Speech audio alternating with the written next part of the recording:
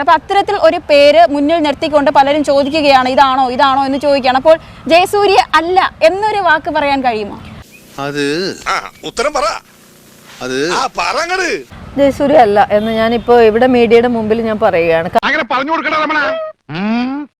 ജയസൂര്യ അല്ല എന്ന് ഞാനിപ്പോ ഇവിടെ മീഡിയയുടെ മുമ്പിൽ ഞാൻ പറയുകയാണ്. സംശയമൊന്നുമില്ലല്ലേ? പാവങ്ങളുടെ കാണപ്പെട്ട ദൈവമാണ് പാപ്പിക്കാൻ.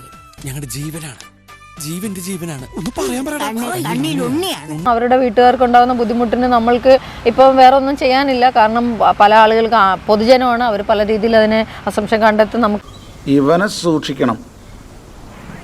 ഇവൻ നമ്മളെ കുഴപ്പിക്കാനുള്ള പരിപാടി, ഇവനിതിൽ എന്തോ കൈയുണ്ട്. എനിക്ക് പരാതിയില്ല. പരാതി ഇല്ലാത്തടത്തോളം ഈ പേരിന് പ്രസക്തിയില്ല.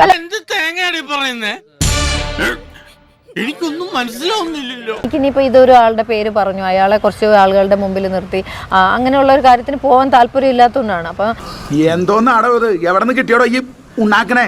ഒരെണ്ണം കൊടുക്കട്ടെ സാറേ. ഇപ്പൊ പേര് പറയുമ്പോൾ അതോടുകൂടി റിവീൽ ആയി കഴിഞ്ഞു. പക്ഷെ അതിനേക്കാളും ഈ പ്രതിയാക്കപ്പെട്ട ടെൻഷൻ അടിച്ച് ചാകണം എന്നുള്ളതാണ് ഉറപ്പായിട്ട് 100%. അതെ, കണക്കുകളൊന്നും ശരിയാകുന്നില്ലല്ലോ ഗംഗാര. പേടിച്ചിട്ടാ. പണ്ട് എനിക്ക് അങ്ങനെയാ, പേടിച്ചെനിക്ക് കണക്കേറ്റി പോകും. ആരാണോ ഇപ്പൊ ദുൽഖർ സൽമാനെ പറയുന്നു, മമ്മൂക്കെ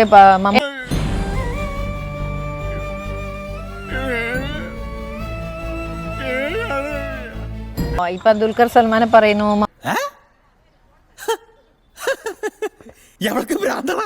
മമ്മൂക്കെ ദുൽഖർ സൽമാനെ ഒന്നും പറഞ്ഞതായിട്ട് കേട്ടില്ല. ഞാൻ കുറെ കമന്റും കുറെ ട്രോളും ഒക്കെ ഞാൻ കണ്ടു.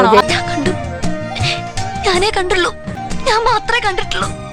കാരണം ഹിന്ദികളിലൊന്നും ദുൽഖർ സൽമാനെ പറയേണ്ട കാര്യമില്ല. ഒറ്റടുപ്പിന് എല്ലാം എടുത്തു കൊടുത്താ ഒരു 50 കൂടി താ പാപ്പിക്കാൻ. അതൊക്കെ മതി. 2 ദിവസം പഠിപ്പിച്ചതിന്റെ പകുതി പറഞ്ഞില്ലേ തള്ള.